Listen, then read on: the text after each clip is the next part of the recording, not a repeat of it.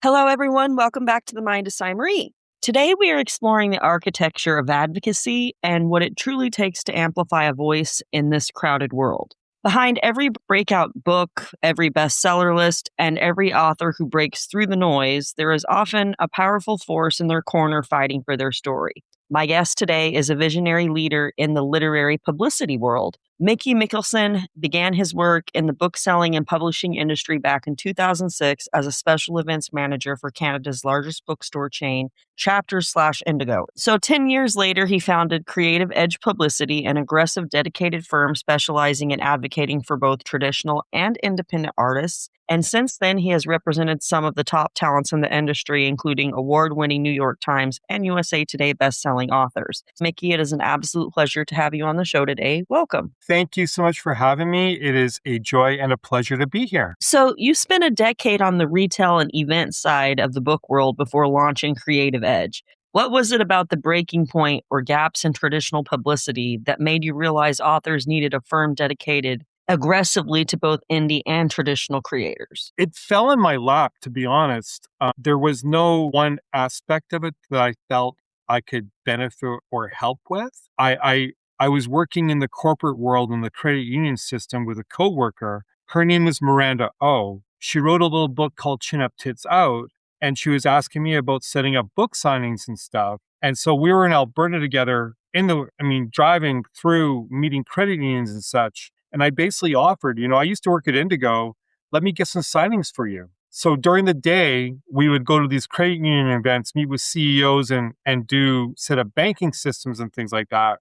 At nights, we'd be going to the bookstores and doing these book signings, watching Miranda how to sell books, teaching her as we're going through the journey. I think we did 8 stores in the span of a week and a half. And then she went back to Manitoba, where I'd set up 4 other book signings for her, and she had some success with that. Next thing I know, I'm getting bombarded by authors that I used to work with when I was at Indigo who'd heard about all this, and they were asking me to do the exact same thing. So from that aspect, there was no niche or no area as to what I felt needed to happen. But when I had people asking me to do this, after I think about the 10th request, I finally decided I'm just going to set up a company and we'll see what happens. So I know it's a long story, but that's essentially what happened. So Creative Edge champions both indie and traditionally published authors equally. Why do you think this hybrid mindset and dedicated advocacy resonates so deeply with creators in today's high-stress publishing climate? Because it's a combination of both those things. There's so many different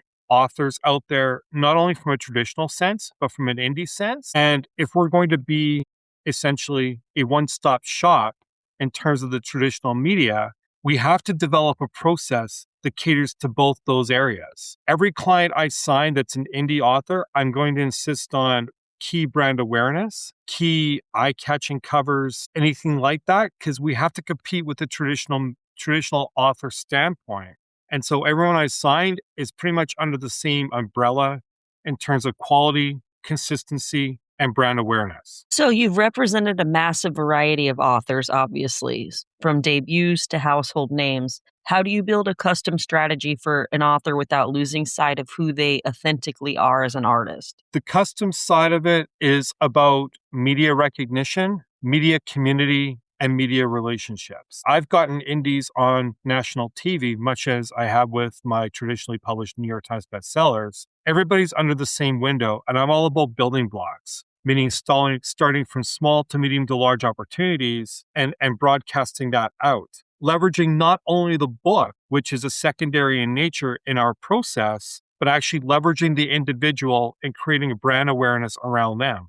That's how we're able to market past the 6-month threshold that most publicists will say you have to stop at, is because we're focusing on the brand awareness of that individual. And that's how we're able to get things like magazine covers on a book that's 2 years old, because we're focusing more so on the writer than the actual books itself, although they're also talked about. But we lead with the brand of the individual. So when an author steps out of the quiet room where they wrote their book and enters the high stakes of world marketing, that can be overwhelming. Based on your experience, what is the hardest thing for an author to reclaim or protect when launching a major release? Their identity and their vision, because authors tend to start getting lost in their process as they're going through this. And they listen to the ideas of everybody else who are trying to give them expert initiatives and expert data.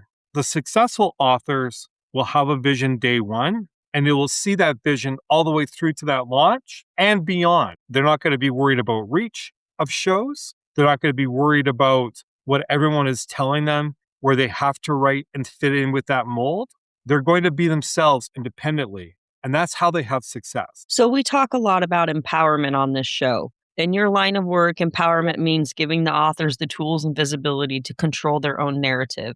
What can writers learn from the authors who stay resilient and build lasting careers even when the market is unpredictable? Couple of things, and I think that's a great question. So thank you, Sai, for asking that. One of the key things is to not give up, because as you're about to give up is when you're likely going to have some success. Even in my own company, there have been times where I've decided, or I felt like I needed to give up within that, but then I end up signing like 10 more clients, and the trajectory and the railroad just keeps going. That's one thing, not to give up. Second thing is not to get lost amidst all the noise and start focusing on things that don't make any sense. Focus on your brand. Focus on why you truly wrote in the first place. Have a belief that the brand and the book or whatever you're marketing, whether it be music, creative, whatever, is good enough, or you're happy with it. Because if you're happy with it, you're going to find new audiences that are happy with it. You're going to find current fans that are happy with it. And you're going to find media that are happy with it. So that's the goal. Building a brand like Creative Edge requires constantly staying ahead of media trends and retail shifts. So what was the biggest level up you personally had to experience as a founder to take your agency to an international level while maintaining that close advocacy for individual authors? We realized early on, because initially when I started, I was marketing the books. I was not marketing the individual. And I think 3 months into this, which would have been, I started in March 2015, probably by July of that year, I started realizing that what I was doing by focusing on the books was effective short term, meaning a month at a time. But then you had to start broadcasting out who the people were.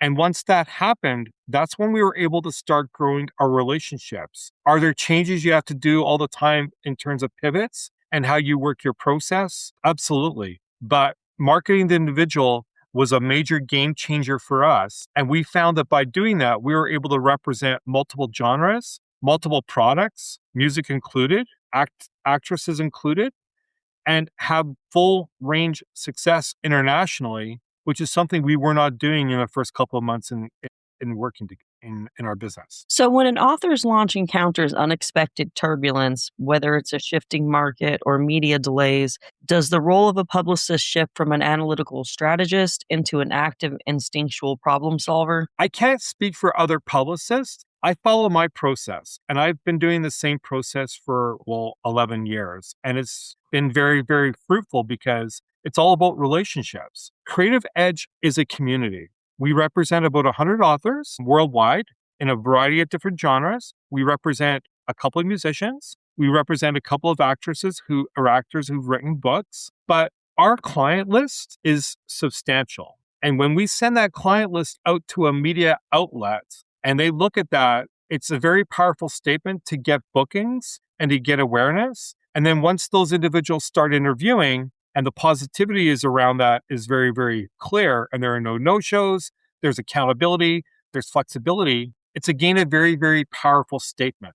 So our goal always is to be professional, is to be ethical, is to be accountable, and make sure that whoever we send onto a given show, they display a level of professionalism that makes themselves look good, makes the show look good, and makes the industry brand look good. If you could give one piece of crucial advice to an author right now who is feeling overwhelmed by the publishing industry or struggling to find their audience, what would that be? They have to realize who they are and they have to realize what they want to do. And once they realize those things, don't move away from that plan, because if that's what that person is internally and that's what they truly believe they want to do, then they should do that. Despite, again, all the so-called experts out there who are saying, no, you have to do this, or no, you have to book this and this and this. Just do what you want to do, as long as it's sound and fair.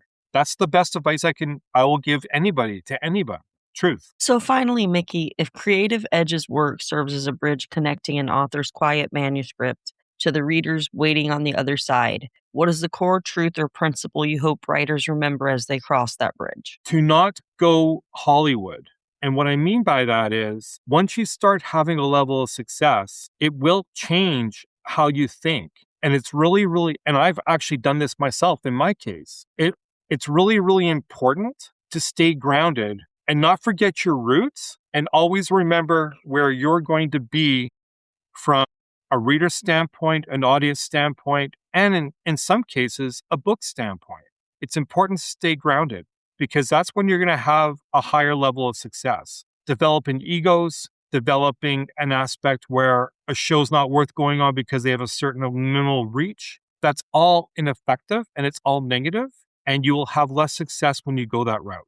That's my opinion. That's some good wisdom right there. Mickey, thank you for sharing your journey, your industry insight, and your passion for author advocacy with us today. It's been an inspiring conversation about what it really takes to lift stories in this world. Thank you so much for having me. To everyone listening, you can find out more about Mickey Mikkelson and his team's incredible work at Creative Edge Publicity. I will have a link in the show notes, of course. And remember, the mind is the most important story that we'll ever tell. Thank you, as always, for listening to the Mind of Sai Marie.